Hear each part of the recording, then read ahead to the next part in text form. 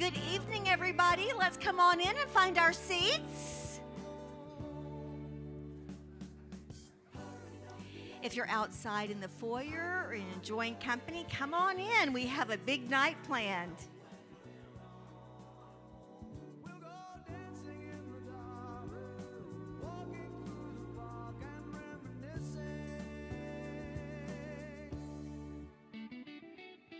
All right, here come all our friends. Here comes everybody.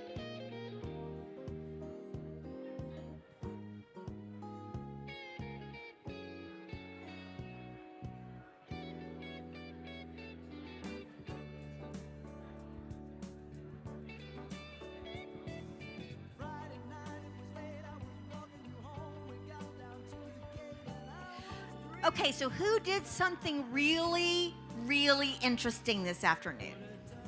You did. What did you do? Of the Sonora Canyon. Okay, everybody. They went on the crawler tour of the Sonora Canyon. I don't even know what that is. But it was fantastic and super interesting. So later, if everybody's super quiet, we're going to have you tell us about it. No? No. Okay, no. It's a super secret. Come on in, everybody. Okay, who else did something super fantastic and fabulous this afternoon?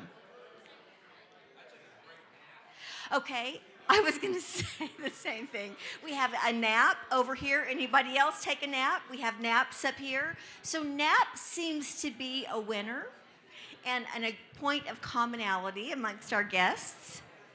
Okay, does everybody know where you're sitting? Look at the back of your name tag. Look at the center number. This is table number.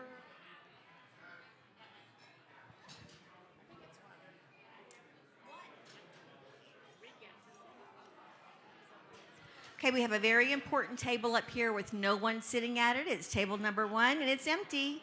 Oh, Tony's here. Everybody come on up.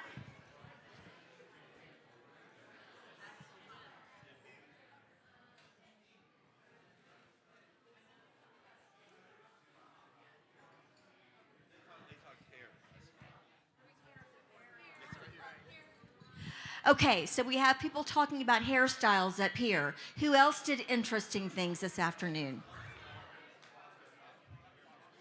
I have lost the room.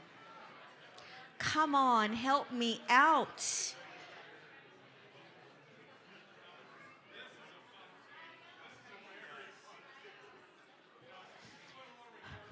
Hey, y'all. Hey, y'all. All right. We could do the kindergarten thing, like where I clap and then you clap and then, okay, we could do that. We're so excited to have you all back. We have such a special night planned. We don't want you to miss a moment. So if you could go ahead and take your seats, we can get started.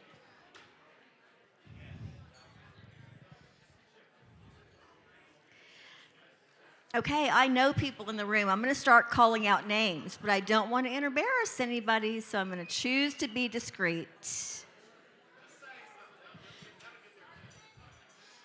That's right. Oh, yes, everybody, let's clink our glasses. Okay, more, let's all clink our glasses like we got a toast. Very good. Thank you. Okay, everybody has a chair just for them. And it's waiting for you to put your booty in the seat. Okay, Wade, come on, help me out. Okay. Hey! All right, I'm excited. Wade Lewis, everybody.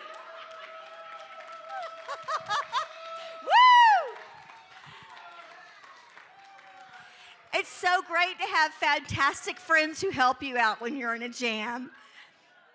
You know, my sons give me more attention. They salute when mom says something, but you all are a little bit wilder than my children. I don't know what that says about the room. because my kids are pretty wild.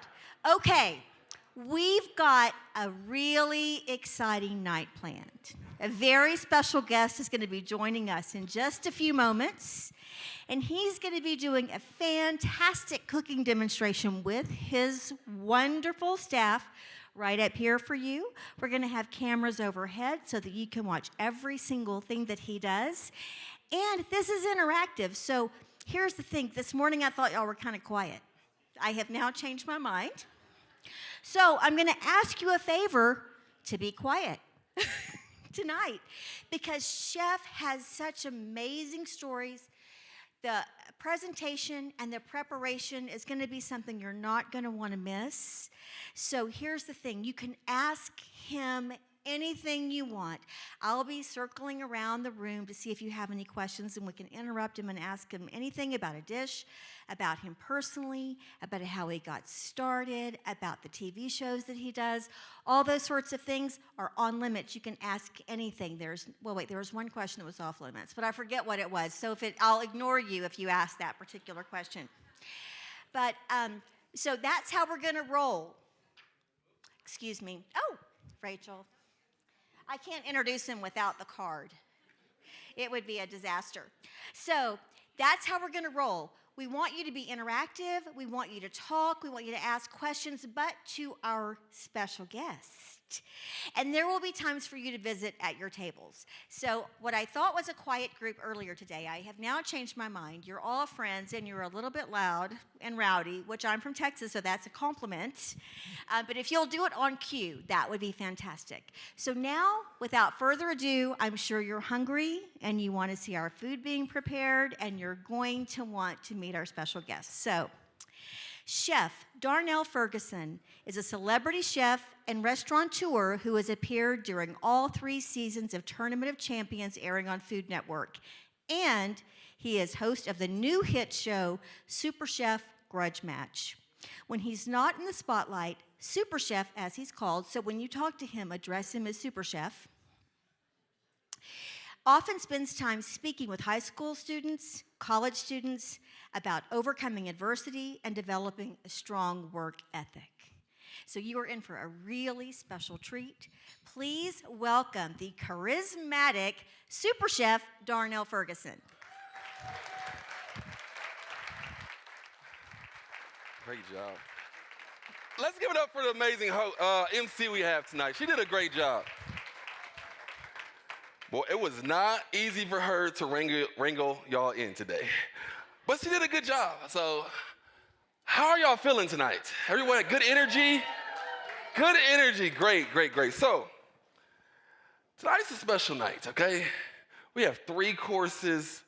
I'm gonna prepare them for you. We're gonna have fun. You're gonna learn a little bit about my story. I'm excited to be here.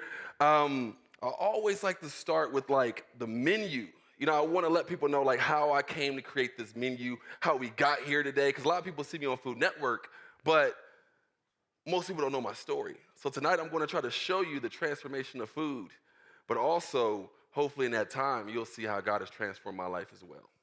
You know, so the menu we created today, we're doing a creme brulee. Great, I promise you I'm gonna cook. We'll get to that later. We're gonna do a creme brulee grapefruit salad. It has bacon, onions, a 6-minute egg, has this beautiful bourbon maple vinaigrette. I mean, oh gosh, I'm hungry myself now. And then second, we have this, I was trying to figure out a dish that was fun, but that people may know. So how many people know what a beef Wellington is? Exactly. So we're not doing that tonight. So I'm glad you know about it. So we're halfway there. So we're going to do a deconstructed beef and broccoli Wellington. Sounds delicious. So imagine if a Wellington and beef and broccoli had a baby. You'll be giving birth tonight, okay? So it's going to be an amazing dish. And then we're going to finish with the banana pudding granola encrusted French bread, which every dish represents something different. The first dish is really, so I mentor to a lot of young chefs. So the first dish really is all about the chefs when I first get them in the kitchen with me. You know, I gotta like treat them almost as like God did when I first got into my faith. You know, he would answer prayers that today He may wait 6 months to answer. But he did it just so I know he was there. So this is that immediate gratification dish. Don't take long to do. Literally, what you see me do is what you do at home. Because when I first get them, I got to make sure they see success fast. If I don't, I'm going to lose them. So this first dish represents those young chefs that I get to mentor to who may have been through something trying to figure out life, but they want to see themselves be successful really quickly. And then the next dish represents, so I have Chef Steve Beatty with me here today. He's our sous chef. He hates to be called that, so call him executive chef. He's here with us today. And then Chef Cortez Murray, who's been with me since he was 17 years old. And you what, 25 now? He's 25. And this dish represents him. Because this is like the next stage in careers, right? That beef Wellington is your gift. Now you got to be, it's showing you your creativity. Now you're starting to realize you're good. Now you're starting to realize that God is who he says he is. Now you're trying to test the waters a little bit. Now you want to dream so big that unless God helps you, you'll be a miserable failure. That's what that dish is. And it represents him because he's in this creative place where he's always trying to cook things that don't make sense, but then he makes them make sense. So this dish was created. He wasn't here a time before when I had done this dish before, but now he just happens to be here so people can see like who I created this dish for. It literally represents him. I always tell people I dress my food like I dress myself. And as you can tell, I'm a dresser. So the food tends to be creative, artistic. It tends to have a little bit of swagger behind it. It tends to kind of strut around like King David did when people thought that he was arrogant, but he really wasn't. He had a lot of confidence in him, so he knew who God was, so he knew who he was. So that dish kind of represents that in like all its fullness. And then I have good old and faithful, and that's the French toast. It was one of the first dishes I did in one of my restaurants that when I tasted it, I couldn't stop smiling. I knew I had a hit on my hands. It's like a Mariah Carey single back in the day. You know what I'm saying? Like, it's going to be number one. Like, that's how good it was. So I wanted to bring you something that, like, catapulted my career. This banana pudding French toast has been on almost every single breakfast show. It was really the catapult to what got us one of the greatest breakfast restaurants in America because everybody wants to come and try it out. So I did it tonight for you to be able to sample so you can taste a little bit of SuperChef and how it was in the beginning for me. So I'm going to start off actually cooking now. Believe it or not, we are going to cook today. So I'm going to start. Yeah, look, don't clap. Y'all telling me I'm slow now. That's what that was. And finally, he's going to do something. So I got this beautiful grapefruit. And just so we can say this out loud, if you're wondering how you can make great food at home, let's start with good products, okay? Let's not buy food from Walmart, unless Walmart's in here to sponsor something. Let's go to a farmer's market. Let's go support something local. Like, this grapefruit is beautiful. I just had to say that. So I have a grapefruit that I've cut in half. I'm going to hollow out the inside of it. And this is a great dish to do at home, too. I'm going to cut it out. I'm going to cut these in fours. Really, really simple like this. And this is the fun part. How many people like playing with torches and burning stuff at home? Dangerous crowd. Dangerous crowd here. So I have a little sugar. Here, we'll break that down some. Air got to it, so it was a little hard. I didn't know if he's going to have some sugar or not. So I'm going to sprinkle the sugar on top of the grapefruit and on top of the segments as well. So, man, like, when you ever watch shows and they always say, like, oh, it needs more acid. You know what I'm saying? When they're judging the food. Oh, it needs more salt. That's usually the top two things they say. So when building this dish, the grapefruit, everything was built around it. A great, flavorful, pungent, sour, juicy grapefruit was the starting block of this. Thank you, Chef. I know you were looking at it. Oh my goodness, long day today. I'll let you do that for me. Thank you, buddy. Hello? Chef, I have a question.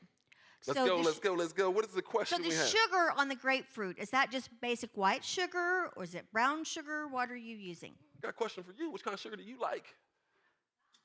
Well, that's a good question. Yeah. You ain't know I was going to throw one back at you, did you? Yeah. White sugar. We're just ad-libbing here. So people do brown sugar. I'm doing white sugar. So creme brulee, it just means burnt sugar. Creme brulee does not mean custard.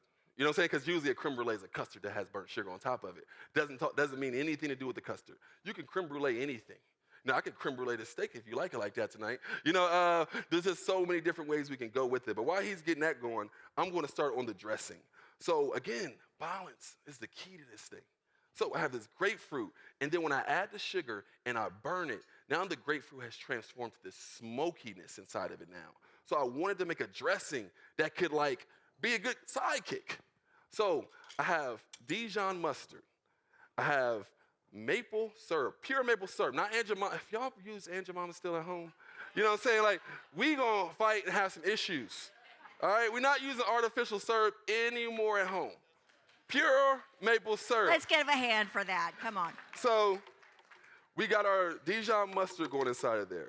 We have some, you got me, brother? Can you creme brulee that for me while I do the salad? Thank you. Now you working today. Y'all thought he was just looks. He actually works. So I got my Dijon mustard. I got my pure maple syrup going in there. And when it's pure maple syrup, you ain't got to watch out not using too much now. Because ain't no artificial syrup. Ain't no artificial sugars in it now. It came straight from the maple tree. So it's the kind of sugar you want. So I have my maple syrup. I have apple cider vinegar because it has way more flavor than distilled vinegar.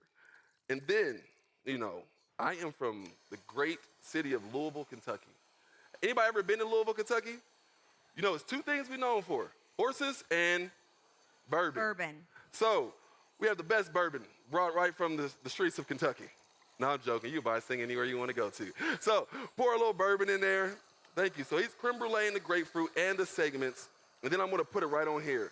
And in Kentucky, I always tell people there's so many different versions of the Bible that was written. So you always got to figure out which one people are talking about. King James, the Message, was NIV, NLT. There's so many. Well, in the Kentucky version, Jesus turned water into bourbon. So I wanted to make sure that we were biblical tonight. So bring a little bourbon with me. So I'm going to get this going. So when it's going, I'm not going to talk because I'm going to have to over-talk it. So I'm going to do it really quickly. Promise you, if it don't work, it's not my fault.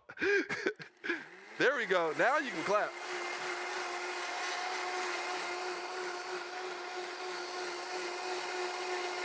So I'm going to add some oil.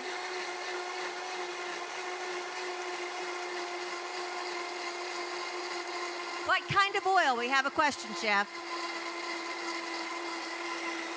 All right, so it's two things I want to do. Okay, wait, Chef. We had a question. What Yeah. kind of oil are you using? What kind of oil you like? Oh my gosh. Seriously. I keep turning it back. She was not prepared for this kind of Q&A. was You know what I'm saying? I'm throwing her off her game right now. No, but this is olive oil. I want to say just virgin olive oil. Don't use expensive olive oil for salad dressings. Use that for finishing stuff. The more expensive, the more flavorful, the more bitter your dressing is going to come out, and you're going to try to figure out why your dressing doesn't taste like the one at the restaurants. Just use the most bland and basic olive oil you can get. That way the flavor that you're developing does not get down. Olive oil, if you've ever had good olive oil, it tastes like olive oil. And if you add it to your dressing, it's going to dominate the other flavors. And now you have to figure out how to add more. And if you follow the recipe like most people do when they cook, it's going to be so hard for you. You may not get it. So it's just a pure, just olive oil. You know what I'm saying?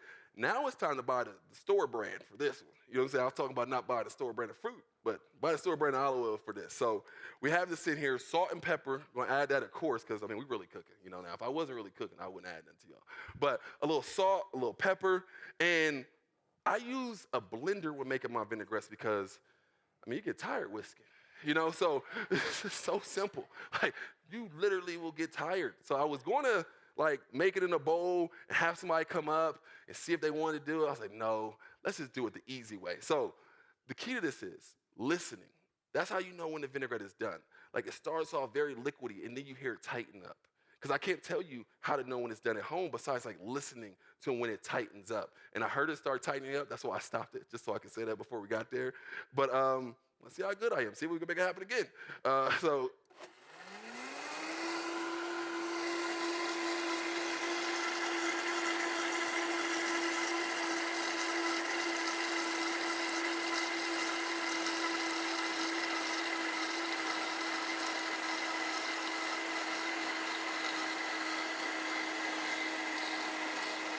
And there we go.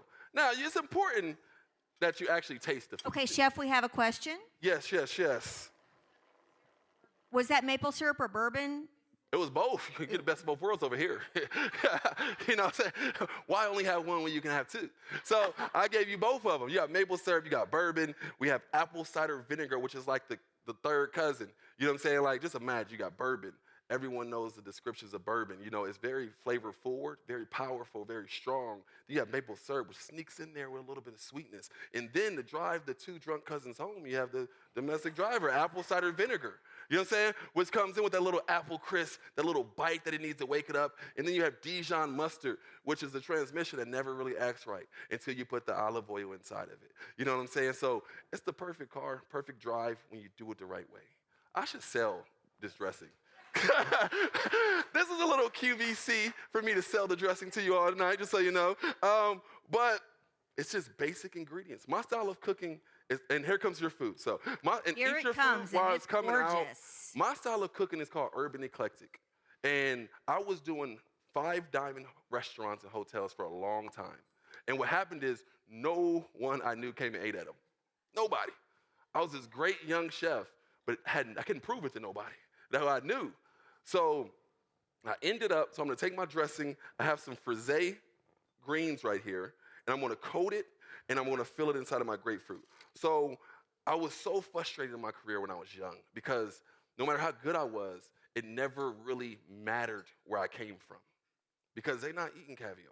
They could care less about these olive oil and lemon juice salads we're doing in this restaurant. You know what I'm saying? Like, it just didn't matter. So I was like, how can I take all this talent I have, all this skill and technique, and translate it to the masses? So I was like, you know what I'm gonna do? I'm gonna cook for the people. So my style of urban eclectic is a style where I only use ingredients that the masses know. And I recreate them in ways they've never seen them before. That way, no matter when someone comes to my restaurant, they're like, oh, what's your #1 seller? We're like, oh, meatloaf cupcakes, mashed potato ice, and candy bacon sprinkles, Babel heat glaze, 24 karat gold. They're like, I'm good on that, bro. You got anything like I know about? I'm like, bro, it's meatloaf. It's mashed potatoes, it's bacon, and it's a sauce drizzled on top. You know what I'm saying? Like, oh, you got me. Like, I'll try it out. You see, that's what I wanted to do because I always tell people, man, it was nothing like being on top of the world in your career at the best new restaurant in America, being one of the thriving forces behind it, but no one really caring and never feeling like I was satisfied there. You know, because that's not what I was created to cook for. Okay, chef, I have an announcement. I can't wait to hear this one. Well, you all can go ahead and eat. Yes. Feel free to enjoy your dinner as you are served. Yes, eat while you listen. You know, there's 2 things I like to do. Eat while you listen. You know, so I'm mixing this around, but it was like the best decision I ever made in my life. And I always remember like yesterday. It was like, hey, Darnell, do you want to be Michael Jordan and win every ring, have every James Beard award? I can have it all. Or do you want to be like Muhammad Ali? And do you want the people to love you? When you walk down the street and say, hey, that's SuperChef, we love your food. Or do you want people to come into your restaurant 3 to 4 times a week and they rave about who you are as a chef? And that was before I ever knew who God was. That was just me focused on my career at that point. I had no idea that God was going to use this talent of cooking to draw them into the restaurants. And then I was going to keep them in there with some good news. You know, so he had a whole different plan, I thought. You know, I thought I was going to cook, be great, get rich. He was like, oh, Darnell, stupid. You know, I got a whole different plan for you. You don't even know about it yet. So, chef, are you rich yet? No. Am I financially rich? No. But I got some things that money can't buy. You know what I'm saying? Got some things that money can't buy. But there are some things that money can buy I would like to have too. Let's not get it twisted. Let's be human today, okay? Let's be a little human. There are some things, but you know, so I'm almost done with the salad. So eat your salad. There's a grapefruit on the side of it. There's this beautiful 6-minute egg. Who's never had a 6-minute egg? Great. All right. Birth of an egg tonight. So 6-minute egg. Over easy egg, hard-boiled egg, mixed together. That's exactly what it is. You know, I'm a big hard-boiled egg fan, but I don't want my inside hard. So therefore, you get that creaminess, you get that buttery mouthfeel from this 6-minute egg. I'm actually going to dice this bacon up. Yeah, keep eating. When You're getting rave reviews from the audience. You are? Well, if I got bad ones, don't tell me loud, okay? We'll keep it a secret and tell nobody. So I got this beautiful frisee salad, which is bitter on its own. I have some bacon going on top of it. Let me move this up, clean up a little bit as I go. That's the one thing I love about competing, is you don't got to clean up after yourself. Like, you just keep it moving. Right now, we clean up after ourselves. So I want to finish it with this 6-minute egg, which, where you at? I'm going to put me right here. I'm going to crack it open this way. Sit it right there on the side. I have my 2 creme brulee grapefruits. I'm going to sit right next to it. And then I've been in this huge place of like loving raw red onions lately. So to be honest with you, there's no real reason why I put them on the plate besides I love them.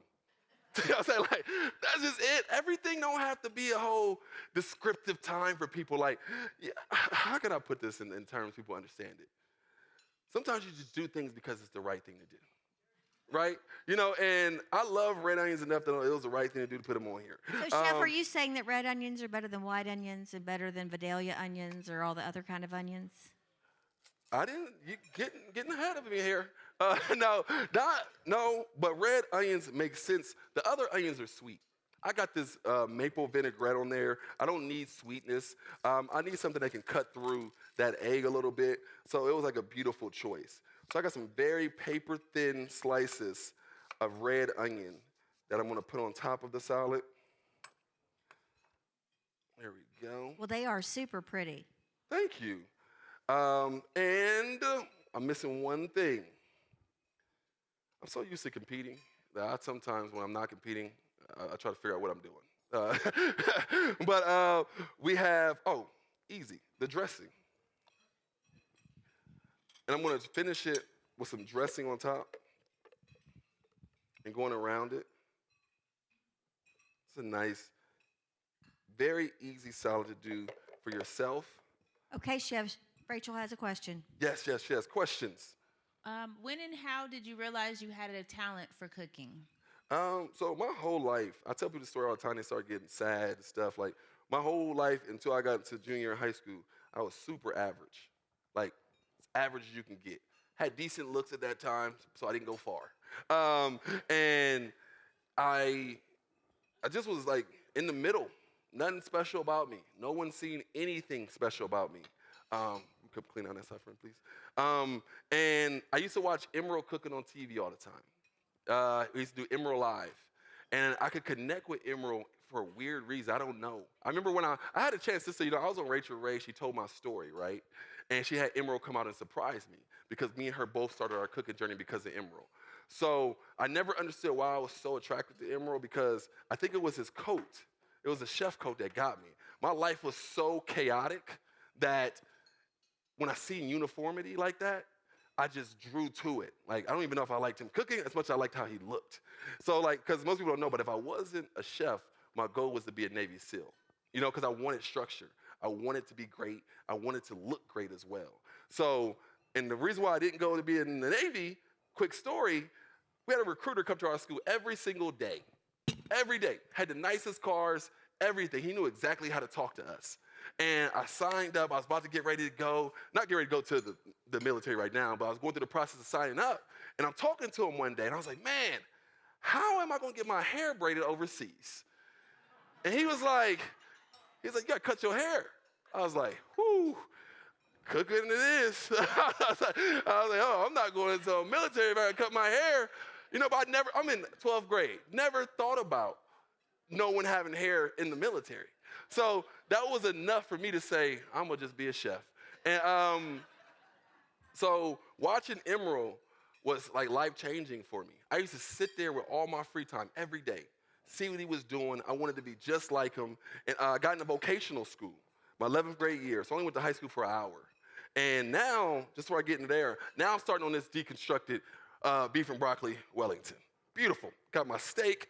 I have this beautiful marinade that we marinate the steak in for 24 hours. So if you're ever marinating food at home, marinating food is not to make food taste good in the middle. Just so y'all are really clear on that, okay?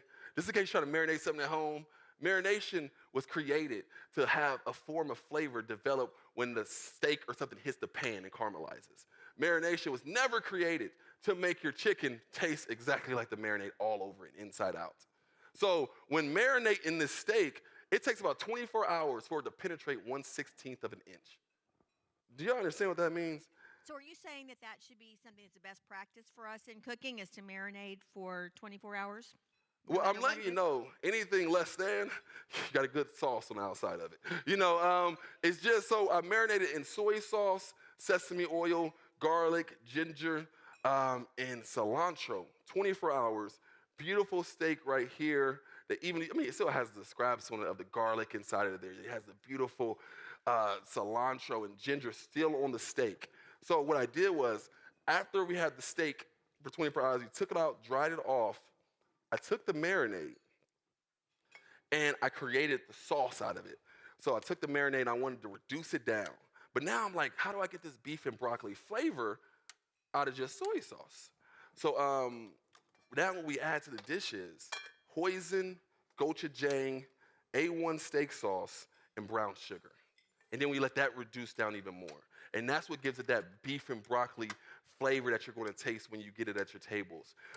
It's just a beautiful thing. And you're probably wondering, well, how does steak sauce make its way into beef and broccoli? It just tastes good, people. Okay, that sounds good. Tastes So good. we have a question back here. Yes. All right. Jason has a question. So It's okay. when somebody plays basketball and is talented, they're good at getting the ball in the basket. Or if someone's a musician that's talented, they play the right notes or have good musicality. But to you, what does it mean to be a talented chef? See, the thing about the talent is I'm not that talented. I'm more gifted. I know that. I know who I am. I'm not talented. There's chefs like Michael Voltaggio, who's extremely talented. Me, I'm extremely gifted. I'm more like LeBron James than I am the guy who, I was born for this more than I've developed this. I've developed it because I tapped into my gift, but I was born with the abilities. Just didn't know I had them for a long time. So I can't even understand what it means for me to be great at it, but I can't tell you, I can watch a competition show, right? And I could be watching it on TV, and they give the ingredients, and I'll never know what to do with them. But once God places me in the arena, and it's my time, I can think of it in 2 seconds. Because it's my gift. I can't take credit for the gift because I didn't tell myself to think of this deconstructed beef and broccoli Wellington. I didn't sit down and say, Darnell, think of a great Wellington. You know what I'm saying? It just came to me. It's just who I am. It's just the gift I was given. I don't have any control over it. I can't make it great. I can't make it worse. I just try to live in it. And that's really what it is because I'm not as talented as I am gifted. When people see me cook, they're always amazed at my creativity. It's the first thing that stands out to them. I do know that one of the things that makes me feel good as a chef is that I kind of go against the normal. And I try to think of how can I do something to this meal or to this carrot that has not been done yet? And if God created the food and God created me and God gave me the gift, then we'll figure it out. That's pretty cool. Okay, we have another question for you over here. Yes. So gochujang is a Korean red paste, chili paste. Yep. What possessed you to put that in a beef Wellington? Because I didn't have sambal, which is the other chili paste I was looking for. No, it was the substitute of the day.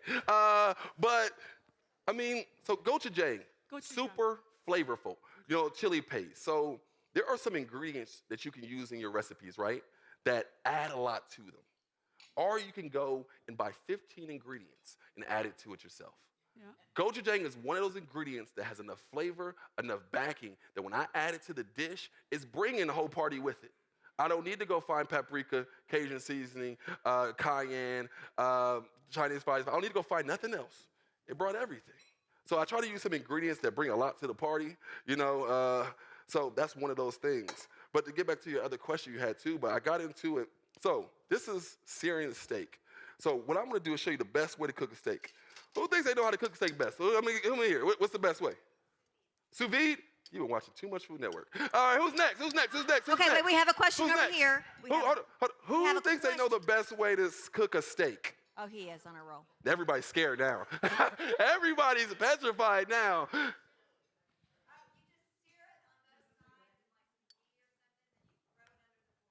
Ding, ding, ding. There you go. So we grew up our whole lives just grilling steaks, broiling them underneath the broiler until they get a char on them. The best way to cook a steak is to sear the steak off and to baste it in butter. Oh my goodness. It will change your life. So I got We're this all pan. about life changing, right? So I got this steak in this hot pan. And then what I'm gonna do is, usually they'll baste it with like rosemary or thyme. They ain't got nothing to do with this dish today. So I'm gonna baste it. You ready for this? I'm gonna baste this steak. And Dave, don't you take this recipe. I know you're gonna be listening real hard. I'm gonna baste the steak in butter and lemongrass, because it's going to accent all the flavors we already have that are going into the Asian category. This lemongrass is so beautifully bright, aromatic. It's like, oh my God, everything you want in a person is that lemongrass right now. So I'm gonna let the steak get a nice sear on it. I have the sauce reducing down. And then now I'm gonna saute up our broccolini. I have some blanched broccolini right here that I got my pan going on high. Add a little bit of oil to it. These pans are hot. Don't try this at home, people. Do not try this at home. So the key to this is I'm using a little oil, because once I add the butter has a very low smoking point. How many times have you burnt something with butter at home? Very low. So what I do is I add olive oil or oil to it to help rise it up. There we go.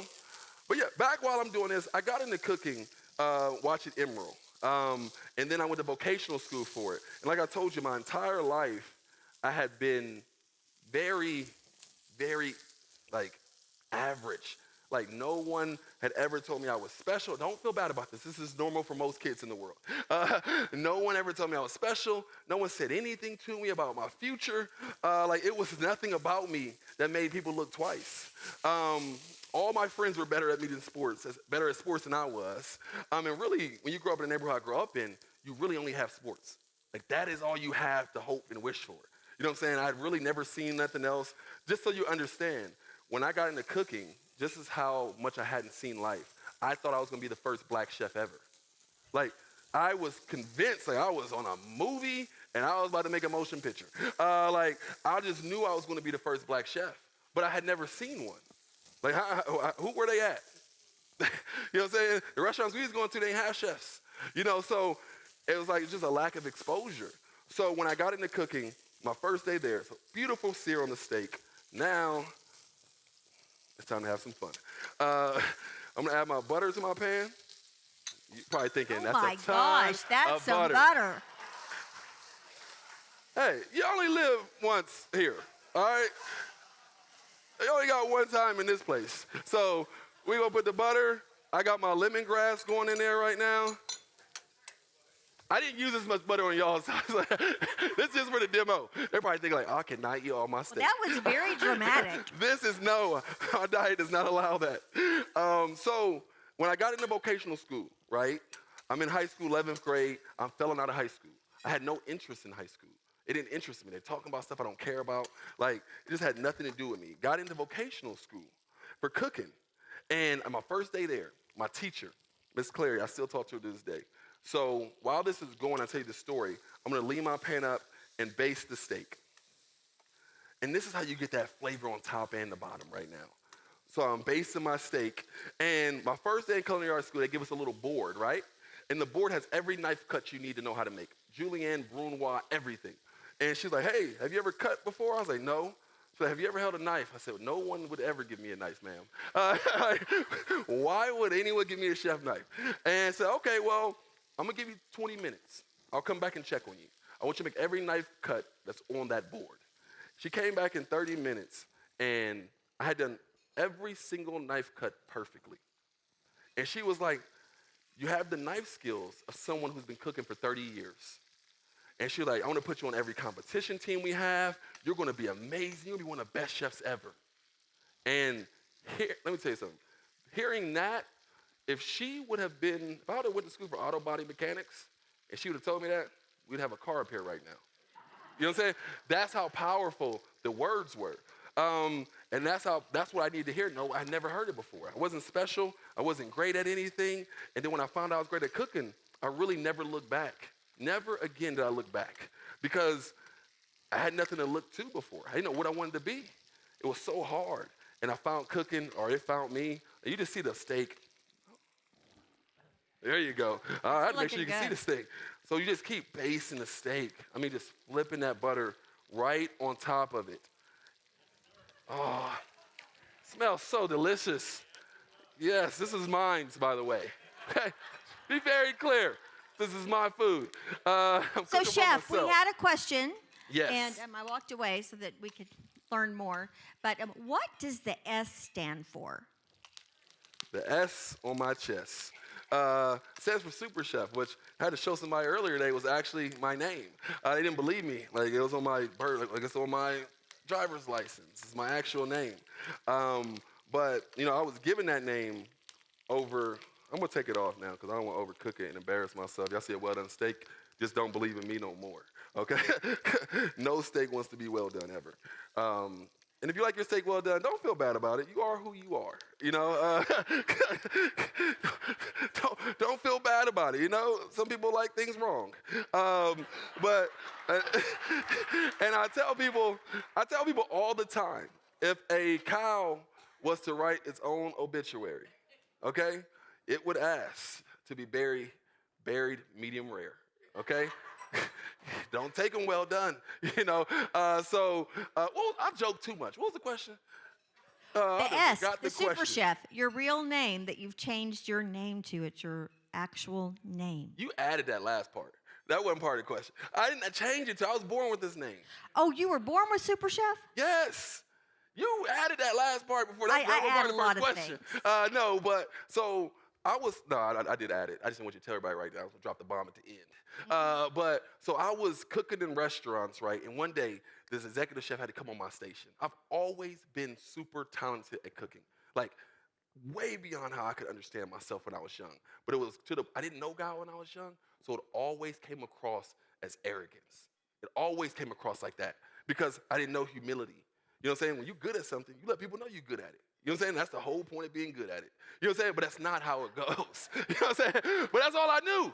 I'm just telling you where I was at. You know what I'm saying? You got to go back with people where they at. You know what I'm saying? I know you want me here, but I was just back there for a while. And this executive chef had to come on the line with me because somebody called off of work. We had a saute station the size of this whole stage. So it takes 2 people to run that. So guy calls off of work. He had to come on the station with me, but he just couldn't keep up. You know what I'm saying? Like, I do it every day for a living. He had to come on when somebody got off of work. So he got buried, and at the end of the day, they kept calling me super chef. Like, oh, you think you a super chef now? And I was like, but they were saying like in a smart way. And years later, I'm a chef for the USA teams in China for the Beijing Olympics, right?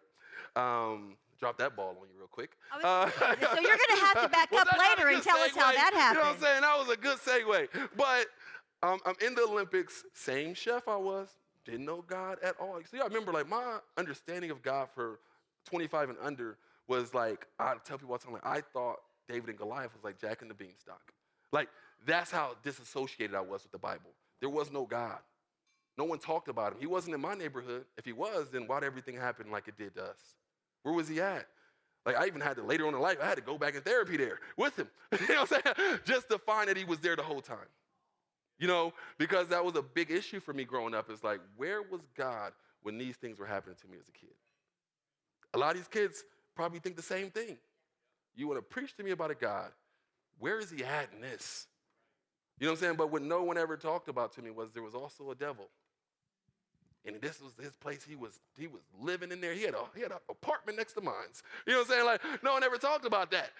So it was like, it's not where is God. You know what I'm saying? It's like we never ever talk about the other side of life. So I've got to stop making jokes. I forget where I go every time I make a joke.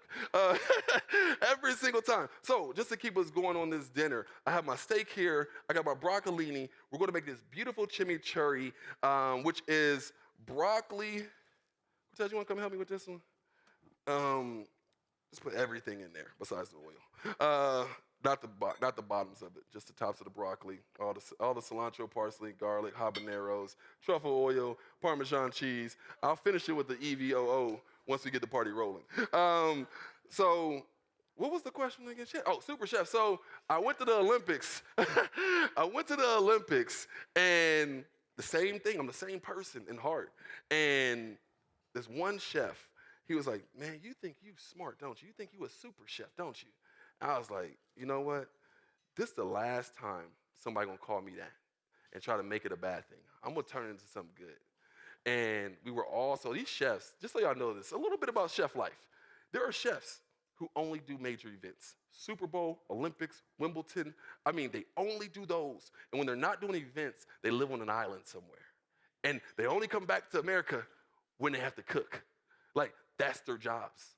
They do the Olympics for 3 months, and then they'll take the next 2 months off until it's time to do the Super Bowl. I didn't know that was a life. I was like, oh, this is a great life. So what they do is when they go to these countries in these different cities, they get tattoos, which that's why a lot of chefs are tattooed everywhere. And that's why a lot of people who feel like they're outcasts come into the kitchen, because the kitchen is a safe haven for everybody. There's no judgment in food. No judgment unless it's bad tasting. You know what I'm saying? That's the only time they're going to judge you if it don't taste good. So we went and get these tattoos. I'm like, what am I going to get on my body? What am I going to get? He's like, oh, get the Olympic symbols. I'm like, nah, I don't want the Olympic symbols. I'm like, you know what? I'm going to get SuperChef. And I was like, because I'm going to be it one day. I ain't it today. But one day, when people hear the name SuperChef, it's going to come with like a good recognition of something. And still, no recollection of God. And then I'm sitting with my barber one day. And obviously, everybody think, what are you doing at a barber with braids? He's doing my beard. I had a beard back in the day. And you got it in there for me? Thank you. And he's like, hey, let me tell you why they call you SuperChef. I'm like, okay. My barber takes 30 minutes to do your mustache because he talks with his hands. And he's a barber. You know what I'm saying? So, forever, do not be in a rush and try to go get your hair cut. Is he the best barber in the city? Yes. But does he use his chair for his ministry? Yes. So you got to be ready to get the word when you go to him, no matter how important the meeting is. So he's like, well, they call you SuperChef. He's like, I just want to tell you why they call you SuperChef. He said, they call you SuperChef because when you're cooking, you're in your gift. You're like Superman with the cape on. I was like, I like that. I love Superman. And he's like, that's when you're in your gift. Like, that's when you like, your superpower is cooking. He's like, but you're Clark Kent when you're at the coffee shop. People don't know what you have done in this world. You could be sitting right next to somebody who's changed lives and all this stuff, and they don't know a thing about you. He's like, but the most important part of the name is that you're like Kal-El. He's like, you know who your father is, and you know where you come from. And if you know anything about Superman, he comes from Krypton. He understands where he comes from. And he's like, that's the most important part about SuperChef. And that's the most important part about your name, is that you know who your God is and you know who you serve. And ever since then, I've been SuperChef to death. You know what I'm saying? And kind of understood that I think my call is a lot more than what I do with a knife and a fork. So I've added everything to this already. I have my cilantro, parsley, broccoli, habanero. Well, add a little heat to this. Not enough to scare somebody away, but enough to wake you up. So please, you can eat. I'm going to turn this on and blend it. Turn it up.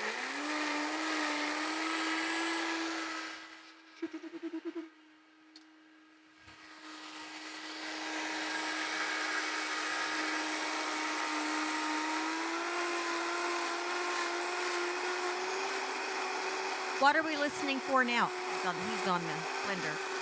Hold on 1 second.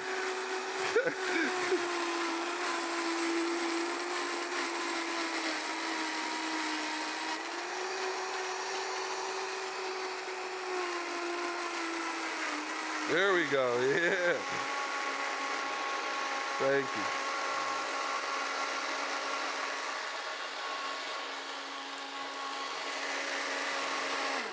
perfect. All right, so now I have this beautiful steak. What was your question?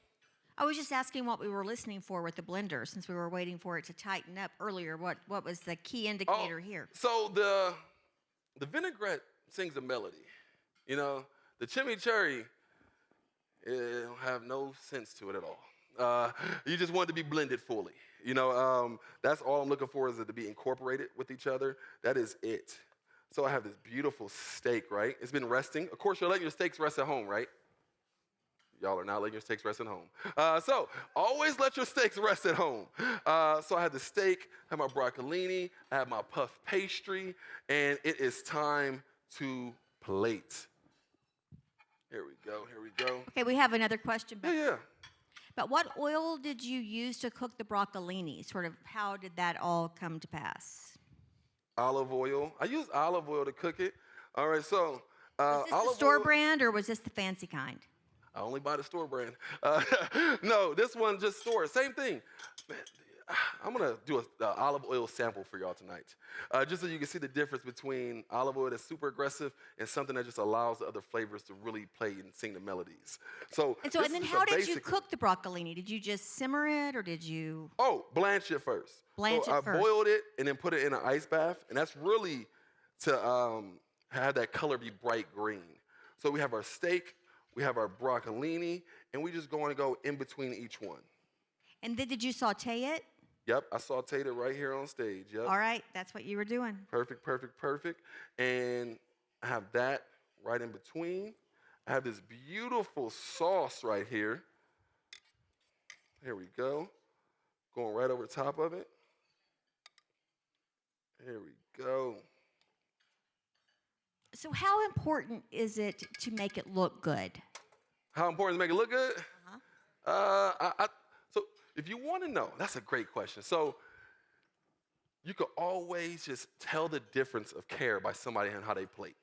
You know, I feel like so many people can cook good food, but there's some people who are just in love with what they do so much they want to figure out how they can do it the best. And how you plate really shows the identity of the chef. You know, so the plating is the face card of who is cooking the food in the back. That's why hiring the right line cooks is so important, because they can make your face card not look that good. You know, so I have this beautiful piece of puff pastry on top of it, and then we have some wonderful microgreens. Any more micros over there? Wonderful microgreens, cilantro that I'm just going to lay on each side. And you all have, I want to say, may have some micro flowers. You have some micro flowers on y'all's? Great, I saved them for y'all. I was going to use them up here, but I saved them for you. So this is the deconstructed, and when you think of what does this have to do with beef Wellington? You're probably thinking that while you're eating it, right? So it's beef and broccoli first. The Wellington was the puff pastry, and I hate mushroom duxelle.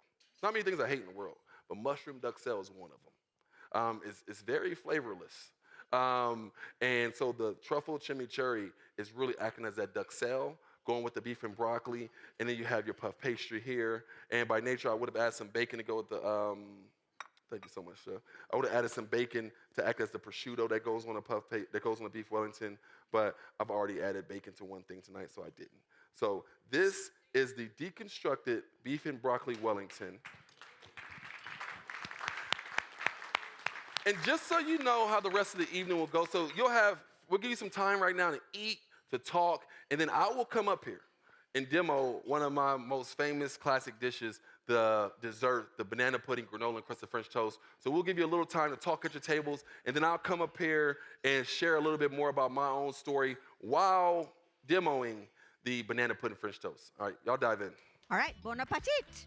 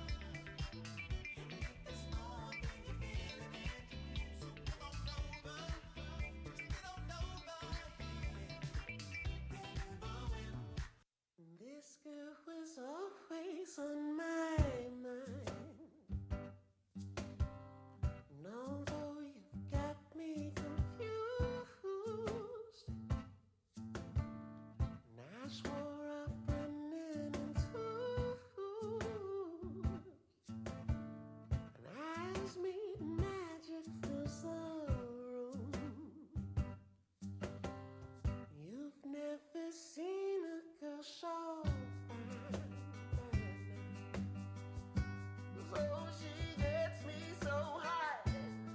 So high, so high. But when my head is in the clouds, she always brings me down.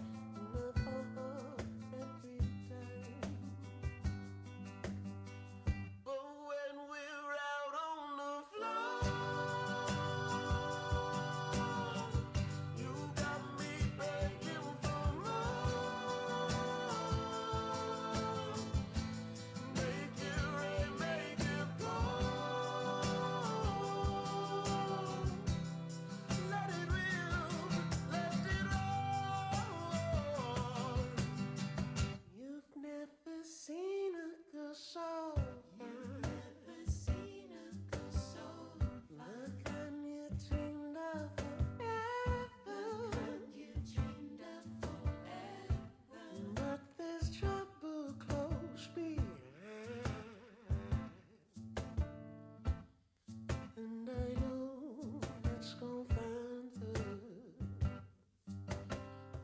This girl was always on my mind. She knows and I can't take my pride. And I cross my heart, you cross the line. I give in every time. What it takes just to hold you. But when we're out on the floor, you got me begging for more. Make it rain, make it pour. Let it build, let it all.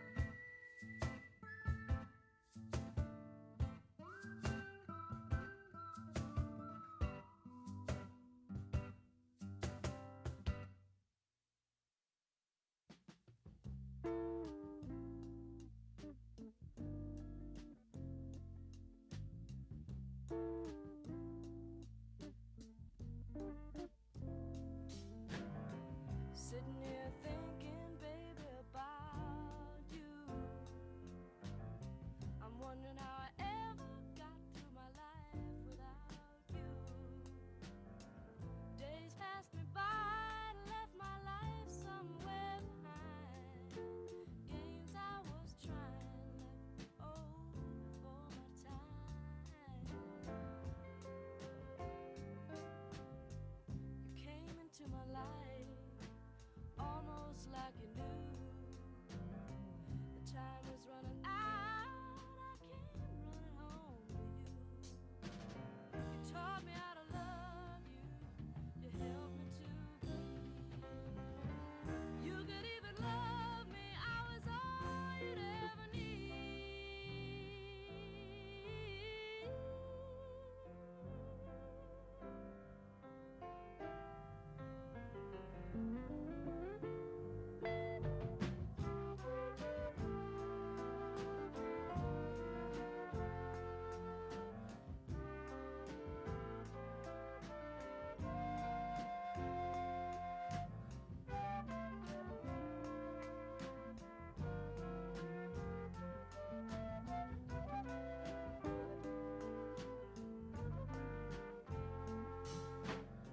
Sometimes when you're sleeping, I wonder if it's true.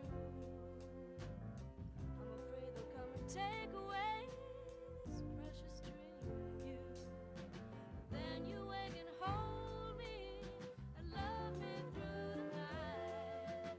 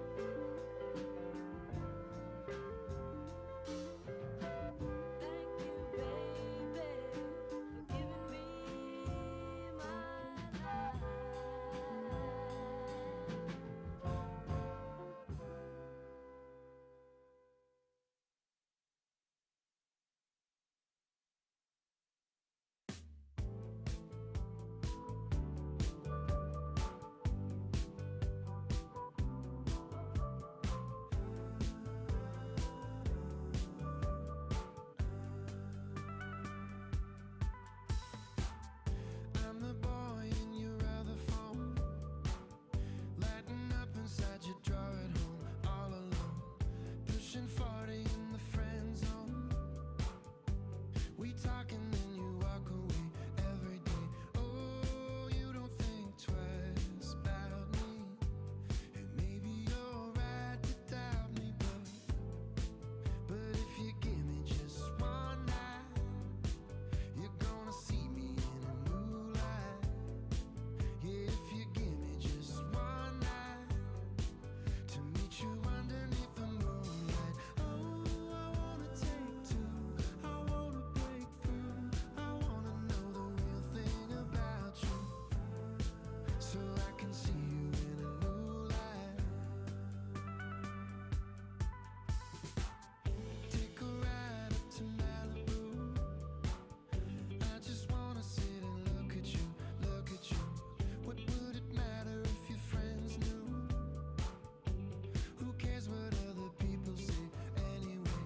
Oh, we can go far from here and make a new world together, babe. 'Cause if you give me just one night, you're gonna see me in a new light. Yeah, if you give me just one night to meet you underneath the moonlight. Oh, I wanna take two, I wanna break through, I wanna know the real thing about you, so I can see you in a new light.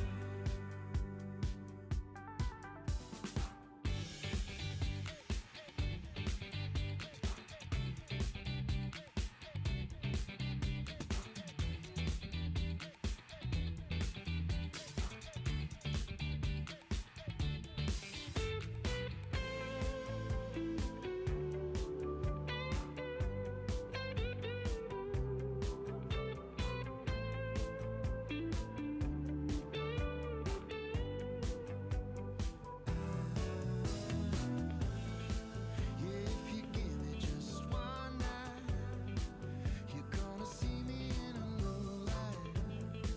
Yeah, if you give me just one night to meet you underneath the moonlight. What do I do with all this? What do I do with all this love that's running through my veins for you? What do I do with all this? What do I do with all this love that's running through my veins for you? What do I do with all this? What do I do with all this love that's running through my veins for you? What do I do with all this? What do I do with all this?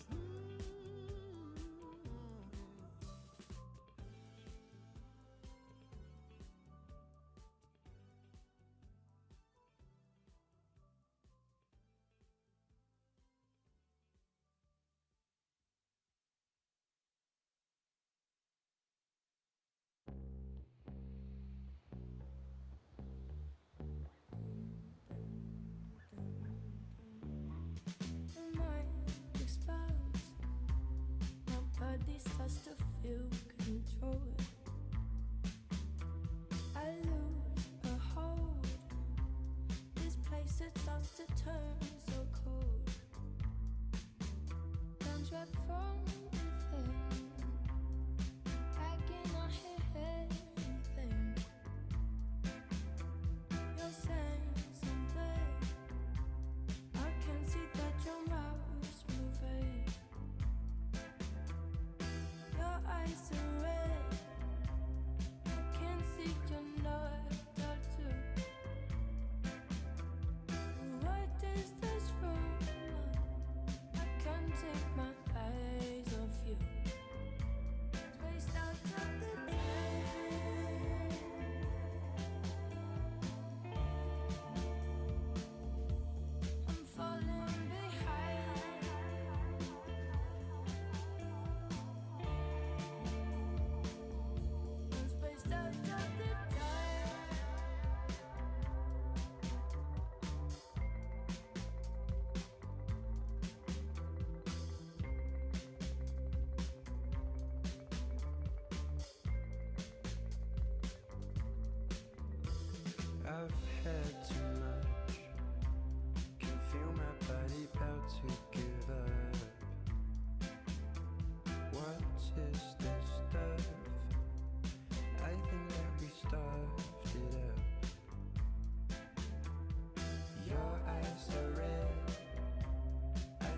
stealing our tattoo.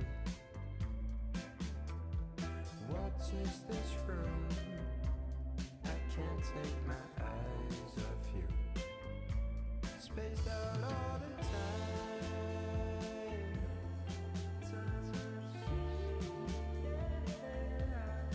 Falling behind.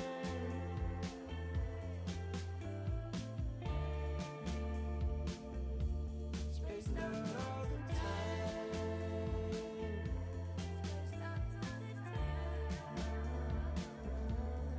Falling behind. Spaced out all the time.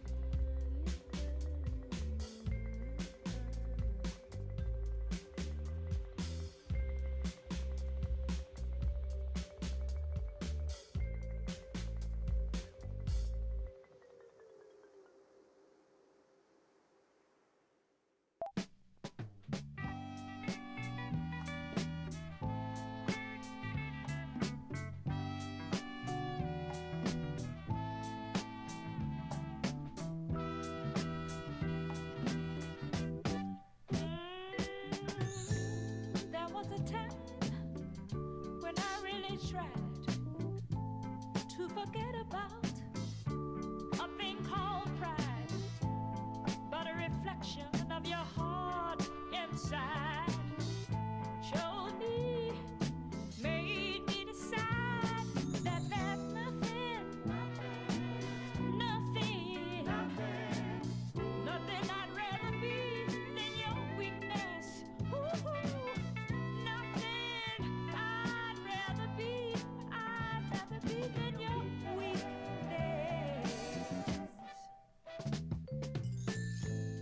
I know you wondered, had strange ideas. The day that passed must have seemed like years. I hope my confession removes all your fears. Yeah, yeah, yeah. Yeah, yeah, yeah. 'Cause there's nothing I'd rather be.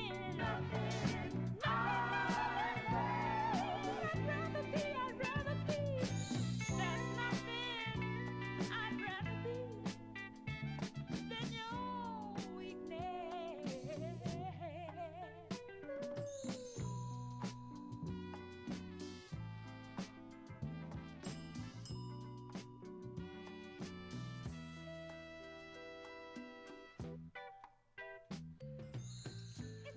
It's needless to say, I've got my pride. How was dinner? Good. Let's give all of everyone that prepared the meal a big hand. Come on, you can do better than that because I know you liked it more than that. All right, so now we are going into dessert, probably everyone's favorite thing. But I don't know about you, but that was amazing. Yes, it was. So I am going to turn the stage back over to SuperChef and give him the opportunity to have his big finale for us. Thank you, thank you, thank you.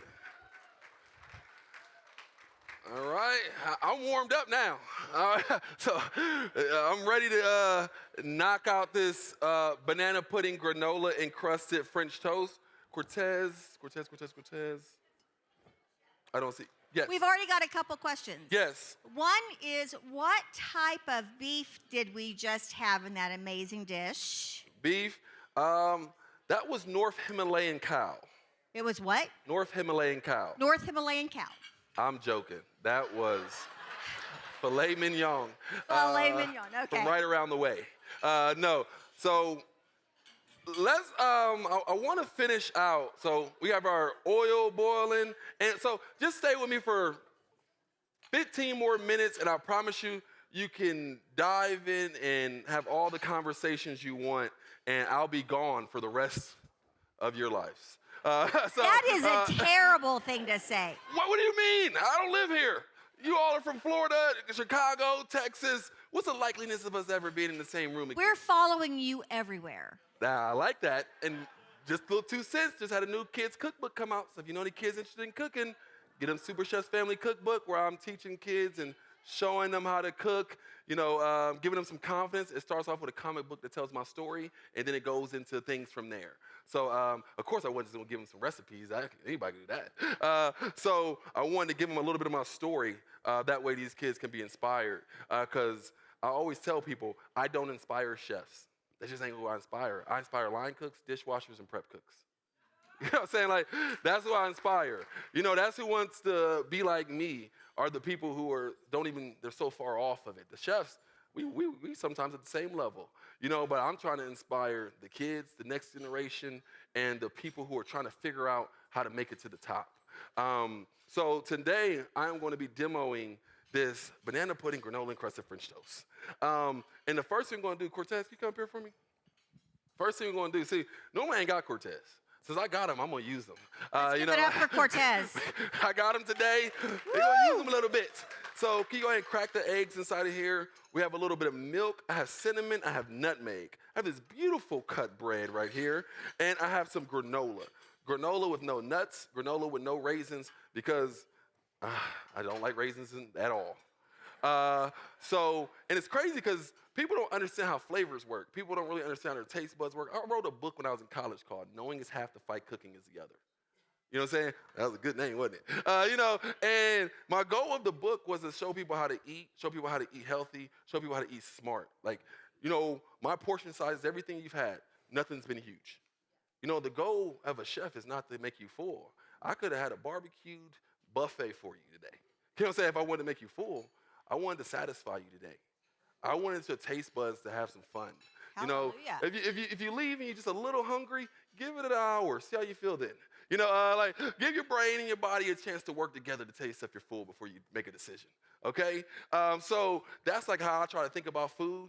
And that's why everything is portioned the way it is because by the time you get to dessert, which I am a dessert first person, got a lot of people in this room. I'm trying to create a restaurant where you eat dessert first, and then everything goes after that. So if you hear about this beautiful dessert first restaurant, it's probably mine in the next 2 years. That's where we're at with this. So I have this great granola, but I was saying that about taste buds. Like when I was a kid, I loved raisins. The older I got, is the more I hated them. Seasons change, things change, but what didn't change for me was me understanding that in different seasons, I may feel differently about life. I may feel differently about food. I may feel differently about situations. And I wanted to talk a little bit before Cortez is going to go ahead and bread these for me. So we have our bread going to our egg wash custard mixture. Any milk in there? See how you say yes, chef? It makes life so much easier. Y'all ever figure out why people say yes, chef, and no, chef? Y'all ever thought about that? Because the kitchen is set up a lot like the military. A lot like the military. Everything from the kitchen brigade system comes from the military. Everything about it. The way we communicate, the way we talk, the way we act, the precision, everything is based off the military. So my kitchen have to say yes, chef, no, chef to me. I know, let me let you into a little world of ours, all right? So they have to say yes, chef, no, chef, and they can't say anything else to me. Like, nothing. Like, if I ask them for something, even if I'm wrong, they just keep it up here. You know what I'm saying? Like, isn't that the life we all wanted one day? But what happens is it alleviates arguments. It alleviates power. It alleviates everything because you don't understand what I know. So I need you to just do what I asked you to do because I have the biggest picture in my head that you can't even understand what this guest at table 7 just said. So we just say yes, chef, no, chef, and we never argue, ever. Because there's no other responses. I'm usually asking for something, they're giving me something. They ask me, hey, chef, how long on this? This long. Gotcha. It's so much respect inside the kitchen. And the kitchen is like I told you earlier, we call it like a safe haven. No matter where you come from, trafficking, drug addiction, jail, it is the one place that everybody can go get a job at, that they won't ever be judged in. Because there's a big correlation. So I have this beautiful French toast that we're going to fry over here. There's a big correlation between food and faith, right? The same way I can take this piece of bread and turn it into this beautiful dish that you're going to have is the same way that God takes a broken soul and turns it into a super chef one day. Oh, amen. It's such a beautiful thing. Food is the best transformation for people to see how God works. And I always tell people, usually sometimes I'll do a dish that has to go in the oven for like 17 hours. And I'll tell them that is the most important dish of their lives because God is the oven. You have no control over that oven. You think you do, but you really don't. The oven may not go as hot. It may take a little longer. He's in control of the cooking, and those are the hardest dishes for young chefs to like subside to because they have no control. You know what I'm saying? They prayed, they did everything they needed to do. They're ready for fight. Now what do you do when you have nothing left to do? You just sit there and you be faithful. That's all we ask you to do. Let the oven do what the oven does. Don't open the door. Oh, that's good. Don't open that door. You know what I'm saying? There's a All key right, to it. you preach now. So, hey, I'm gonna Chef, we drop have this- some questions over here. I'm gonna Okay, one interrupt. second. I'm going to Burke- drop the French toast inside the fryer while we answer the question. All right, Gotcha. so you drop it. Birkin has a question for you. I heard your discussion about yes, chef, no, chef. Just do what I say because I know what I'm doing. And the first question that popped in my mind is, are you married? Once upon a time. Once upon a time I was, but no. So that's why Yes Chef, No Chef works so much. You know what I'm saying? In the kitchen. It Doesn't works work for you. when you're married. I adopted it as soon as I got out. No, but but it's like so I was in Emerald's kitchen one day when he had me come down to New Orleans, learn from him and his staff, right? I mean, that's how beautiful of a person he was. Once he realized who I was and my passion and how I got started with him, he's like, come on to New Orleans with me. And I was in the kitchen one day, sitting on the stool, watching him cook, and I remember his chef, was a new cook in there. I remember his chef going off on this new cook. And he was like, I did not ask your opinion at all. He said, why are you even talking to me? He's like, no, just do what I said. He's like, but a guy that never, ever had that much structure in his life. So he's like under a whirlwind. He's trying to defend himself. You know what I'm saying? He's trying to take up for himself. He feels like he's weak now because his man's telling him what to do and what not to do, but he doesn't understand. Through that process, you will get everything you're looking to get from that job. Through that process of humbling yourself, through that process of being quiet, through that process of submitting that you don't got the power even though you want to have the power. It's the same way in our faith. It's the same way in our walks. You know what I'm saying? Like trying to give up all control. I am best when I have no control. I learned that a long time ago. And I say that because I have so many dreams and goals and things I want to do one day that I've learned that I'm best when God has all control over me. So we letting our water heat up a little more. I have this beautiful, I didn't know if the first one came out yet. We have a go ahead. question. Can we ask you a question? Yeah, go ahead, yes. Okay. So right when we knew we wanted to have you be our chef, Mr. Super Chef, Yes. immediately I'm like, oh, I got women I would love to introduce him to. And we Googled you, and everywhere it says he is married, ladies, he's not available, and he has 8 children. Yes.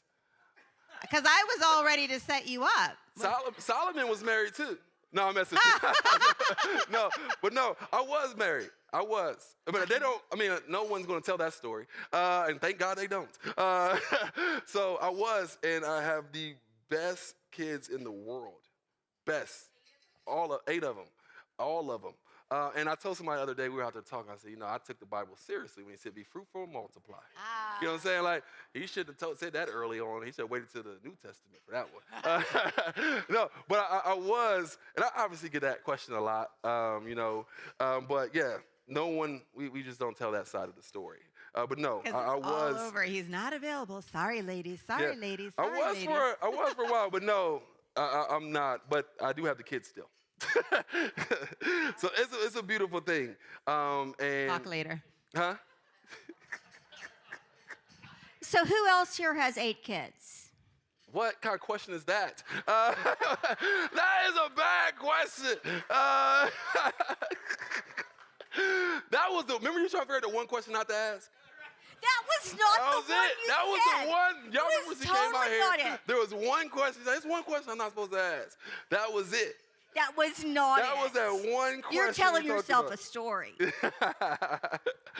No. And you know what's funny is I used to always think that I had to know the Bible to change people's lives. And what you do need to know the Bible. I used to think that I needed all these things in order to like affect people until I realized God just wanted to maximize who I was. Like there's a light that shines from some people that's told them more of God than I can ever tell them about. You know, and I get a lot of that from like, I want to make sure I say her name correctly, Elizabeth? Yes, that's her name because she looked. You know, I definitely, I remember thinking to myself when I met her at the table yesterday, and I didn't know who she was. Like, I didn't know again, but I got reintroduced, like, who she was. I was like, well, this not probably going to go far with her personality. You know what I'm saying? And I was thinking that in my mind because there's just some people who have that gift that God gave to go use who they are to go change the world for his glory. You know, and even when we were talking about asking questions today, I said, oh, we got to make sure people ask questions. I said, well, just go to Elizabeth. You know what I said, she going to ask some questions. You know what I'm saying? Like, just go to her. I know she got something waiting for me. And she did, as you could tell today. So we have this French toast, and it's finally coming out to you right now, which is fried. And go ahead and I have this, dive in. I have a creme anglaise, which is a custard that I have right here. And just I want to say this. You know, for most of my life until last year, there were so many things I was ashamed of. You know, I was ashamed of the number of kids I had because of where I come from. There's such a stereotype over having a lot of kids. And then I go to a mega church and everybody has 8 to 10 kids. I'm like, no one talk about this part of life. You know what I'm saying? I'm like, everybody got 6 to 12 kids in this mega church. You know what I'm saying? I'm like, how come I've never heard about this before? You know, but as a black man, I was so ashamed of it. It's like it's the stereotype. If you have all these kids, it's like, oh, it's a bad thing. And I started reading the Bible. I'm like, all these godly men had multiple, like tons of kids. And I'm like, where did it become bad at? I'm like, just came bad in here. You know, and I used to like, you know, I'm always iced out. I used to not wear my chain when I did demos and I went in front of people because I was like, oh, they're going to think something about me. But I was like, no, you need to be who you are, no matter who you're in front of. That's right. You know what I'm saying? And the main reason why I'm able to do that is because, not because of me, because I still wouldn't do it if I had my choice, but there's so many kids who look up to me who come from where I come from. And they need to see that you ain't all wrong. How you dress ain't wrong. The cars we drive ain't wrong. How loud I play my music ain't wrong. That's just who I am. My kids hate it when they're in the back seat. But, you know, it took me a while to accept what God said about me because I was so different. And then I went into a world where I was the only one. You know, so it took so much. It's like, imagine someone being raised, well, this is very easy to imagine. Imagine someone being raised in a foreign country, adapting to where they come from, and they go into a different society that just doesn't understand anything about where they come from. You know, but God had been working on my heart for a long time. Like, I have old school cars and stuff. I'd say a pretty okay neighborhood, but I have like old school cars on 26s and all this stuff. And I tell people all the time, I drive a really nice car. And I tell people all the time when I go to schools, they say, what kind of car you got? I tell them what kind of car I got. They always impressed, the kids are. And God was like, those kids are more likely to listen to you because of who you are and how you are than they are to ever listen to someone else.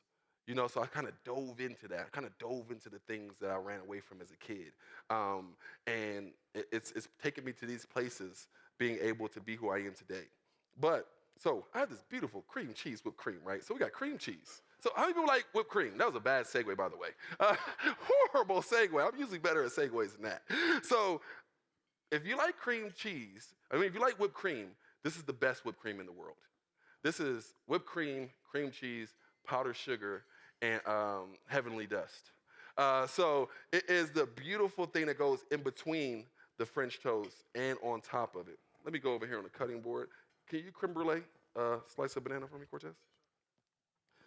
There you go. And the funny part about it is the important part of having Cortez up here with me right now is, I remember when I first met Cortez, and I meet young kids all the time, and I always tell them, like, I'll take you places I go to. Like, if you do what you're supposed to do, like, you don't know where we could be at one day.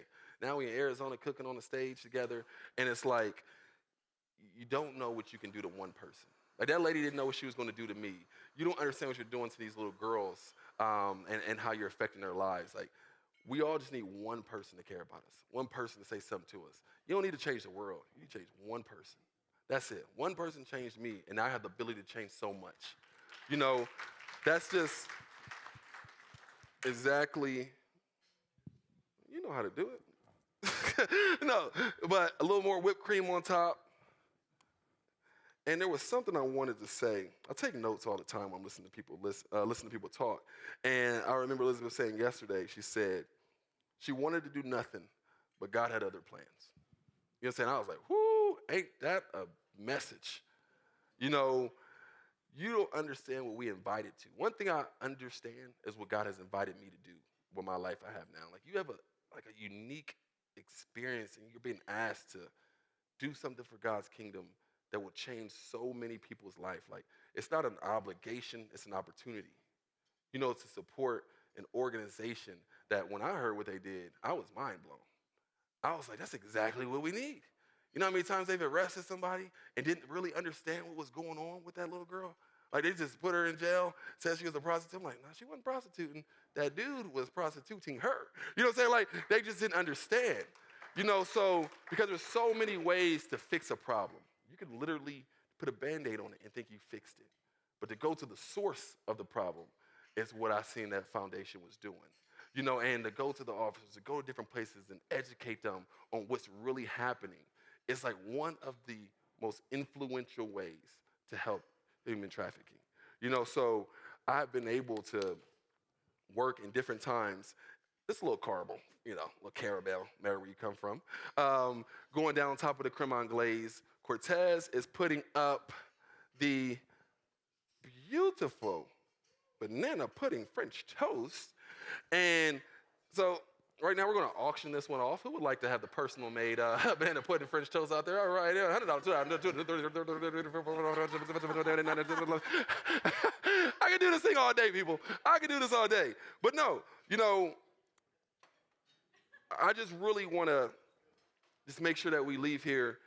We've transformed some food. We've had some laughs. We've had some amazing meals cooked today. But there's nothing special. There's nothing more sweeter than transforming people's lives. And by understanding the call that's on our lives to give what we can to do what we can do for God's kingdom. So I just want to thank y'all for tonight. I want to answer your question. I believe you. Oh, you didn't? She got scared then. I thought you had a question. But before I leave, I do want to know if there are any questions, because I could going once. Oh, wait, Got we two. have. Where you go? Okay, we got here and there. Can we get your recipes? Here my recipes? Whew, yes. Okay, that's a yes you can on the buy recipes. them. No, I'm messing. I'll give it to you. Yes. No, wait a minute. They're for sale. No. And then over here. It gotta be filet. It was filet mignon. The best cut of beef there is. Unless you like fat, then ribeye obviously is that for people. But I love tenderness, so the filet is always my choice. And what happens is some people don't like fat and chewing on it, so you get half the people who like it, half the people who don't. So I went straight with the more tender cut of meat. So we have our creme brulee grapefruit salad. We have our deconstructed beef and broccoli Wellington. We have our banana pudding granola encrusted French toast. And one more question. Yes, Super Chef. So a chef's best tool is his knife. Do you have a particular brand that you like to have in your kitchen? No particular brand. I don't have my own brand yet, but when I do, I'm gonna say that. No, but there are some good knives out there. I don't have one. I can't think of the one knife company I do like, but I don't even travel with my knives when I compete. I leave them at home. I didn't bring my knives here today. I ain't bringing them to Tournament of Champions next week. I don't bring them nowhere because, you know, the knife don't make the man. The man makes the knife. That was out of a movie. That was me acting. The knife doesn't make the man makes the knife. No, but any more questions before we go? Oh, yes. Yes. Is there a way that we can see you again? Yes. If people wanted to do like private parties to try to tell their friends more about what we do and what you do, would you ever consider? Oh, for sure. I do them all the time. So we will see you again. Yes, you definitely can see me again. If people want to Yes. have you in their home, we could do it again. Yeah, and it'll be a different menu, unless you like this one so much. I already got the recipes. It'll be easy. So, no, but it was great, and thank you all for what you do. Thank you. Before we go. Oh, wait, we've got more. Oh, we do? That's what I'm talking about. Y'all waking up now. Y'all sleep a little Right. bit ago. I mean, well, all they have to do is be around you for a while. And Yeah, Wake now they- up. So, any more questions in here? I've got some at the back of the room. Do any out here? Oh, we have one over here. Yes, Deb. Where do I live? Louisville, Kentucky. Yep. So I live in Louisville, even though the earth is my turf. You know, I live in Louisville, Kentucky. All right. Any more? Right here? Yes. Can you? I can help you. Okay, I went over and heard Cortez's story because I wanted to know how that. What went through your mind when his aunt messaged you that led you to believe in Cortez? Nothing. I didn't know who she was. People reach out to me all the time, ask me to meet their kids or their nephews or somebody. I just say, yeah. I tell them when I got some time. That was it. It's not really a thought, you know. It's just who I am. If I was a thought, I would choose some because of something, and some of them I would say no to because of other reasons. So I just say yes to them all, as long as I have time. And then his aunt, so I met Cortez through his aunt. His aunt messaged me on Instagram and asked if she could come in. We met, and then she wanted me to meet her son, her nephew, who, I love this part of the story. Her nephew, who was frying food at Captain D's. And I was like, for sure. We met. He was in the 11th grade at that time, or 12th? He was in 11th grade at that time. At that point, I was like mentoring everybody. So I'm like, yeah, come on in the kitchen. And but he asked me if he should go to college. He was like, should I go to culinary arts school? And I was like, no. He's like, why not? I said, because you got me. What you need to go to culinary arts school if you got me for? So what I did for Cortez, with Cortez, was I had these restaurants, but I also at the same time was following my own love for life, which was being a private chef. So I was a private chef at the same time a restaurateur. So I said, all right, Cortez, this is what you're gonna do. For a whole year, you'll go with me every single day. And you'll learn from me what you would learn from school. And so he went with me every day for a year. But the key to it was he couldn't just go to work with me. He had to come home. He had to see my personal life. He had to see how I got to where I was at. And then other kids came on as well. And I remember one of the other young kids who he was really close with. We did it like, one day I had like 5 events to do. I had an event at one house here, another one there. We had something at the restaurant. I was everywhere. And we got done with the one late night. And he said, Chef, how come you always smiling even though we just got killed all day? I said, man, I used to pray for this. Now that it's here, I ain't about to be upset that I'm busy. You know, so it was so important for Cortez that he didn't just see me as a chef, because being a great chef is not what makes me special. You know, like, there's tons of those out there. You know, it's really being who God created me to be that made me special. So I wanted him to see that. I wanted to see how I moved at home, how I moved with my kids. And that was probably the most important part, because cooking, I could teach any of you how to be great chefs. But it costs a lot and take a while, okay? I see you nudge him. Yeah, get him, please. Check the couch for change. Exactly. But it's so much more to chefs. Like, this is just a tool for me. Cooking's a tool. Once I get these kids in here and they see who I am, they see how I run my life, they see how I'm structured, then it changes everything for them. Because they don't need another cook. They need to see their personal life change. My business and my personal are exactly the same. Nothing changes for me. The same way on TV, off TV. That's the biggest compliment I get from people every single day. When they meet me and I got energy, when they meet me, like, oh, you're just like you are on TV. Yes, I'm not acting, believe it. You know, like, it's kind of like, it's just, I didn't separate anything from me. People used to always say my business, my personal are separated. That's a recipe for failure. You know what I'm saying? Because then I'm gonna be bipolar. That's exactly what I am, bipolar. 2 different people in 2 different places. You know, but for me, I just mesh it together. But thank y'all so much for the time up here. I do know I have some friends I would like to bring out whenever they're ready. They're ready? Okay, so I want to, so coming here, this is my second time here. And I kept to build relationships, see people for the second time. These meals, everyone kept saying how great the meals were. Everyone. I mean, you know how many empty plates we had today? A record. And we create the menus, we help prep, but this is the team that services you. These are the chefs that cook for you. This is everything. And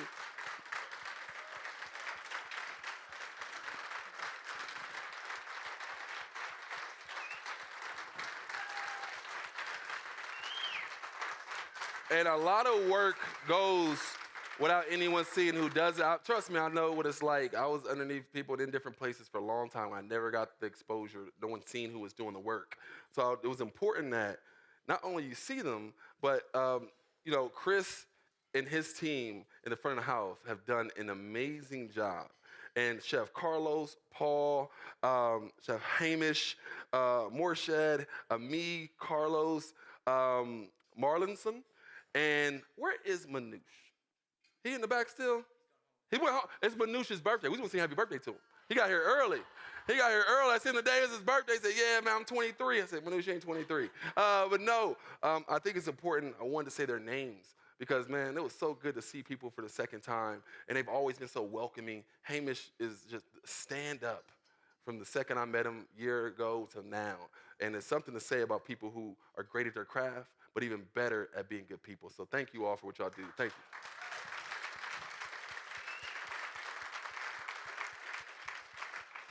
Well, okay, what do we have to say to SuperChef? Yes, come on, you could do better than that. This was amazing. Thank you so much. Oh, no problem. It was fun. You It was fun. Amazing. Where are you from? I'm from Dallas, Texas. Dallas, oh, yeah, we talk. So I'm a huge Cowboys fan. Who booed? Who's your team? Oh, you're from Germany. What? You have a team. See, the best way to get someone's attention is to oppose them. You know what I'm saying? The best way. Everybody be on the end of their seats by the end of this conversation. But no, thank you. You did an amazing job hosting. I'm not an easy person to MC next to. So you held your own. You did a great job. Let's give it up for our MC tonight, people. Thank you. He was telling me to be quiet. He had this. Thank you so much, Steve Cortez. Thank you. We're just so honored to have you with us, and to be able to share this meal together that you prepared for us.